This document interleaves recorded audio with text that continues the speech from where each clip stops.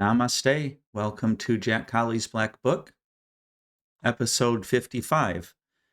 We start today with, I guess, a couple of announcements, observations. I'm not sure what, but I wanted to tell you that in a couple of weeks here, I'm going to be leaving for India for 2 weeks. And while I'm there, I look at this as kind of a pilgrimage.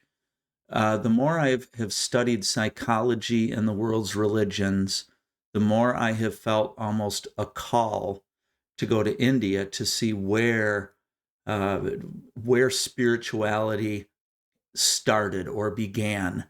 And being very familiar with the Christian tradition, I have often seen in the teachings of Rabbi Jesus and in the Christian tradition a lot of roots in Hinduism. And so I'm really excited to go there. That's so part of the reason for me going there is just this vast curiosity. Just India has been a place where I have wanted to visit before I move into the next life. And so I'm excited to do that. I am trying to make plans on how I can fold in Jack Colley's Black Book into the experience to kind of bring people along with me to some extent. I'll also be the college that I teach at has also asked me to gather information about meditation to bring it back for a couple of my classes. One in particular is my developmental psychology class that I teach, which I'm going to be teaching here, in about 4 or 5 weeks when I return from India. Interestingly enough, that kind of segues to Santa Claus, because another thing that I want to talk about in one of these upcoming episodes is the importance of believing in Santa Claus. And so I'm just going to put a little teaser out there. I hope that people will subscribe to this channel, will like it so that you get updates. But at some point, I want to talk about Santa Claus. I want to talk about how it is incredibly important that we play and that we pretend, not only as children, but as adults too, to have rich fantasy lives as long as they're healthy. And I want to talk about the importance of pretend and the importance of play. I want to talk about the importance of discovering the distinction between pretending and lying, because at some point when we pretend, we realize we can manipulate people. And then from there, I'm going to talk about why it's important for me, a 57-year-old, and you, whatever age you are right now listening, why it is incredibly important for you to believe in Santa Claus as well. So that's gonna come relatively quick here in the next couple of weeks, I hope. In fact, I better hurry because Christmas is just around the corner. So anyway, well, let's continue to look at Jeanette and Isabella, A Christmas Love Story. And we have been kind of unpacking how I put these different tracks together with the first three tracks. And now we've gotten to the point of the story where Jeanette and Isabella have actually met. They've actually come together and seen each other and experienced space for the first time. And if you think about that, this does parallel the Christmas story in that it is the first time that grace and consecration and salvation all come together. And miraculously, in the Christian narrative, it's inside an infant. An infant ushers in this story, this dance between consecration and grace, between our characters, Jeanette and Isabella. And so we go now to the fourth track, which is O Tannenbaum, O Christmas Tree. And I'm just going to highlight the next four tracks. I'm not going to put a huge amount of depth into it, although I might go off on a tangent and not get past the next track. I don't know. But O Christmas Tree is the track number 4, which follows Jingle Bells. And Jingle Bells is when Jeanette and Isabella come together and meet for the first time. They see each other and start to share space. And just like what happens when two people fall in love, eventually that love begins to become physical or sexual and have that type of an expression to it. And I've always felt that, and again, might be me being a child of the 1980s where all the music was sexualized. I'm not sure, but I remember, I remember looking at the lyrics to Christmas Tree and feeling like there's this really interesting way that the protagonist that is singing the song, is looking at this Christmas tree. Oh, Christmas tree. And so I folded in to the idea of some of the intimacy that is also a part of the Christian tradition. For example, in the song, in the track, O Tannenbaum, you hear this radio like voice, and it says this. I wrote it this way: It's in the scripture, I am come into the garden, my love. I have gathered my myrrh with my frankincense and my gold. I've eaten my honeycomb and have drunk my wine. Eat, my friends, and drink abundantly. You are all my beloved. And so there's this communal type attraction that we're looking at with this O Tannenbaum. And of course, there's the physical attraction between Jeanette and Isabella. And so that is the track O Tannenbaum, O Christmas Tree.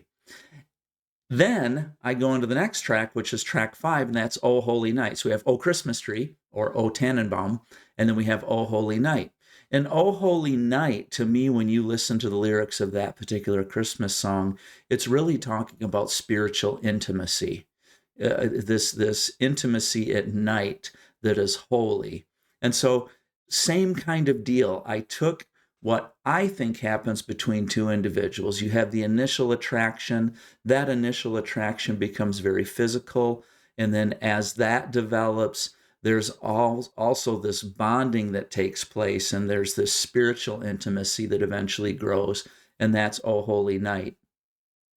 And then from there's my AI, my artificially intelligent design generated picture of O Holy Night. And then the 6th track is Bring a Torch, Jeanette Isabella. So it's the 6th track after Jeanette and Isabella have had not only physical union, but spiritual union as well through the previous 2 songs, having met on track 3, which was Jingle Bells, on the night in the bleak midwinter. So you're starting to hopefully see the storyline.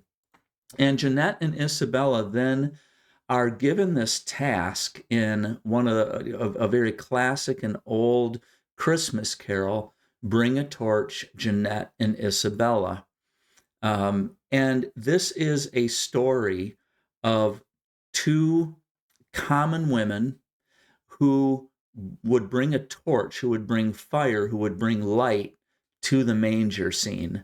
And that's what I love about some of these old hymns, is that, you take a look at this manger scene, and somebody was thinking about this and reflecting on it the way we should reflect and listen to stories. And they were looking for the deeper meaning. And I can imagine that they saw a manger scene, or they envisioned, they visualized Jesus in the manger, and there's a fire. And somebody said, I wonder who it was who started that fire in this particular scene. And this is where reflecting on story is so important, because then out of that, we have this Christmas carol, Bring a Torch, Jeanette Isabella.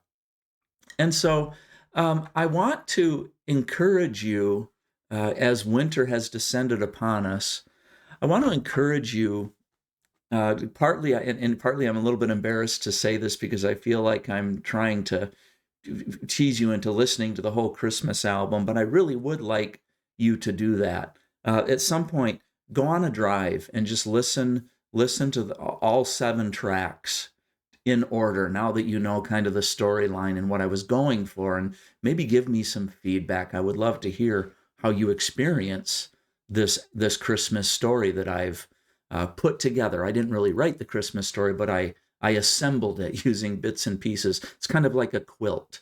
I put together bits and pieces. And that really is what the winter holiday should be all about, or the winter season is. I don't know, about a week ago, we had the first big snowfall in Michigan. And everything was white and it was icy for a few days and schools were closed. And this white blanket just descended and covered all of the death that had come to earth through the autumn season. And in some of the other broadcasts, I've talked about how the different seasons will help us to interpret stories. Here we are entering the winter season. And the winter season is the time for you to anticipate, the time for you to acknowledge that everything under the snow has died, and yet it is going to be reborn again. And so you can kind of see where the Christmas story fits so nicely 4 or 5 days into winter. The Christmas story just fits great right there in terms of the birth. And I want to encourage you to spend some time this winter not wishing it away. I hear jokes all the time, frequently by people who say, "Oh, yeah, I've already had enough snow. It's only been a week. Yup, it can go away. I'm already ready for spring." And I think to myself, slow down a little bit because you only have so many winters. I mean, I'm 57 years old and I have become increasingly cognizant and aware of the limited number of winters that I have. And so I've learned to start enjoying the snow, enjoying the freeze, enjoying the cold, if for no other reason than to anticipate the spring and take my time reflecting and going deeper with some of these stories that I know are going to come back and be resurrected in the spring, which of course is also with the Christian tradition in the spring is the Easter tradition. So give the Christmas album a listen. Put some headphones in, close your eyes. Don't do the put it on in the background thing.